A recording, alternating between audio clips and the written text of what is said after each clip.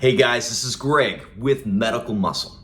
In this video, I'm going to talk about the perfect study routine that you could have for the first year of medical school. These are things that I've learned for myself through trial and error, and things that I've discussed with some of the top students at St. George University.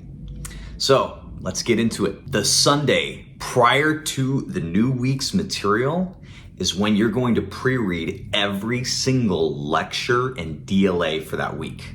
Each lecture should take you no more than 15 minutes to pre-read. And each DLA, probably about 10 minutes. This Sunday intense review should take you about 4 hours or less, including breaks.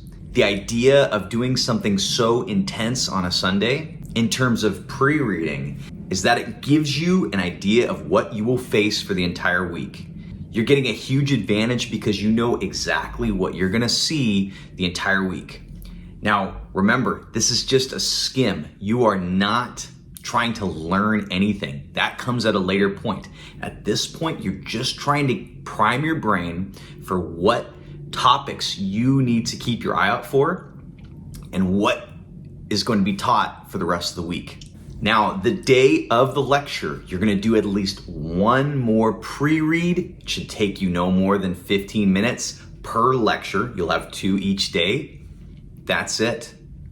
Now, during the lecture, it's really up to you what you'd like to do with your time. I think at this point, it's good to have at least an ear out to listen to what the lecturer is saying, just to clarify anything that you might have been confused on in the lecture slides. But I'm gonna say in general, lecture time is a great time to multitask. For me, lecture time was an effective time to do Anki. That's 2 hours of Anki time that I can get. And the benefit is that since I've pre-read the lectures a few times by this point, I know what I need to keep my ear out for. I know what they're gonna talk about. If there's easier topics, I'll focus more on my Anki. If there's a topic that the lecturer is talking about that I felt like I needed to understand a little bit more, I would stop and listen. But either way, it's a good time to get your Anki cards done. So the post-read is the most important time where you're gonna consolidate all the material. And this is where you're really going to learn. I don't want you guys to spend any more than an hour and a half per lecture, no more. I would say if you're effective, you can get it done in 45 minutes per lecture pretty easily. But sometimes things are a little bit more complicated and it takes a little bit more time. Hour and a half max per lecture. So what are you gonna do for this post-read? You're going to use the lecture slides as an outline for the material that you're going to look up in other resources. You've already gone to lecture. You've heard the material presented the way SGU wants to present it, but there may be more information that you could be tested on, technically, that it may not be as emphasized in the lecture or in the lecture slides. So it's on you to use resources like First Aid, Pathoma, Boards and Beyond, Ninja Nerd, Sketchy, any of those. You pick your favorite and use the topics from the lecture slides to look at videos of those topics. For me, I used Boards and Beyond and Pathoma. Those two were my favorite. I felt like the lecturer is very clear and he explains things sometimes in ways that are much better than the SGU lecture.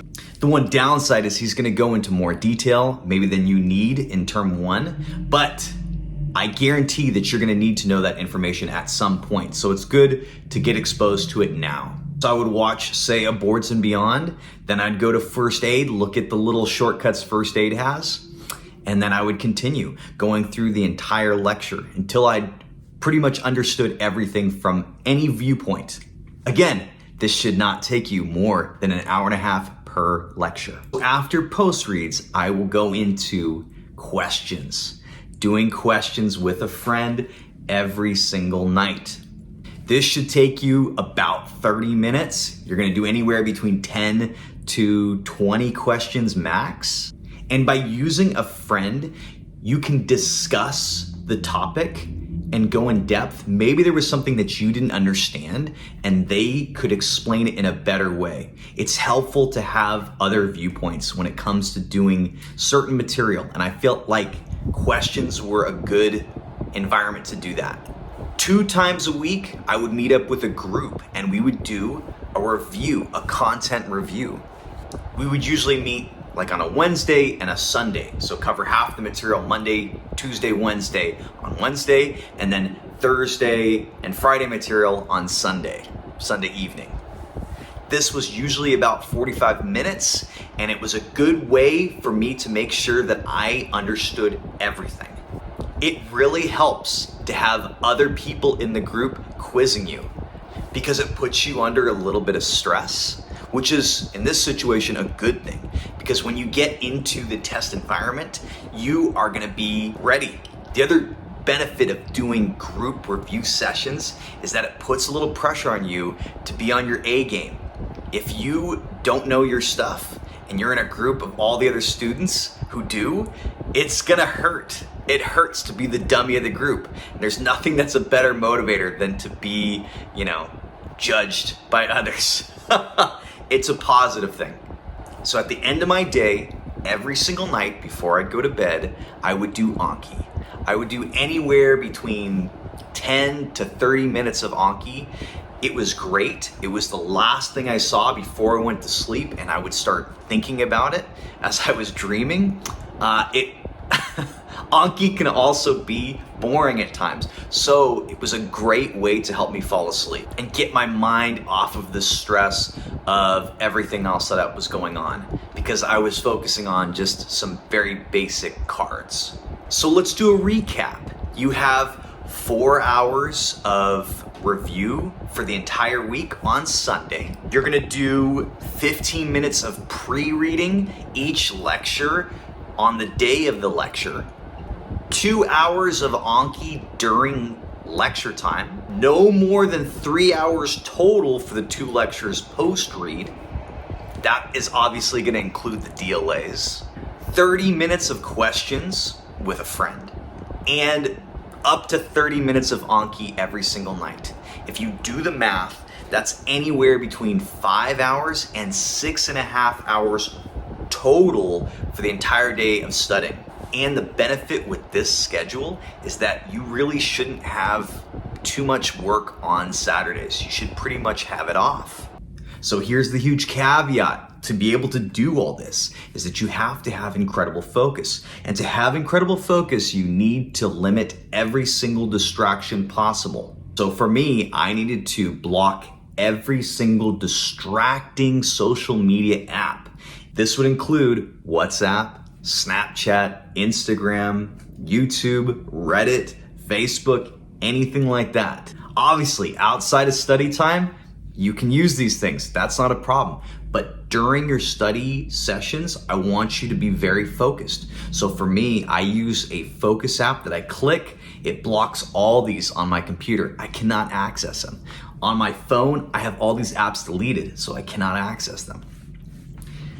I also think it's very important to isolate yourself from any friends. You gotta put yourself away so that you can just focus. And there's no easy way to just walk over to your friends and talk for a little bit. Definitely take breaks while you're studying. It's good to just get out. That's when you can maybe chit chat for a little bit and then get back into it.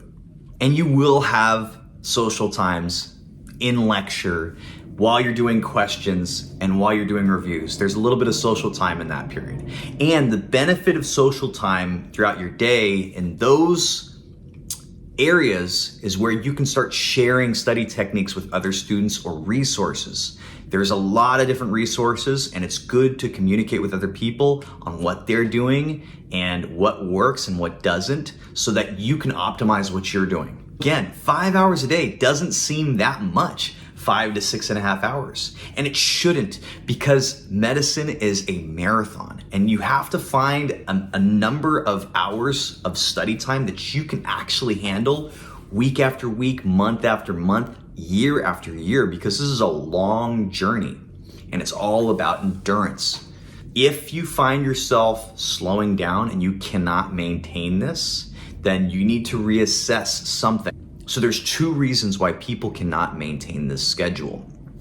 Number one is that they get distracted. They don't limit these social media things. They don't put on a focus app.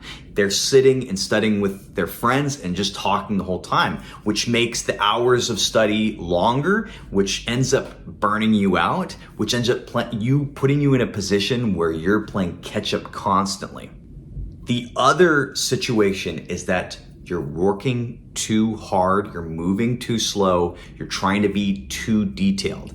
At the end of the day, you need to consolidate as much information as you can in a short period of time because there's a lot of it. So if you're getting too far behind because you're trying to go too deep into each topic, it'll slow you down too much. There's a lot of content that's going to be covered. There's a lot of different things that are going to be tested. And sometimes you can't know every single little detail. That's the truth. It's better to see everything than to know certain things really well, but then not be able to study the material because you were too caught up on certain topics. All right, guys, I hope that was informative, and I wish you guys the best of luck. If you like this video, please give me a like and make sure to subscribe.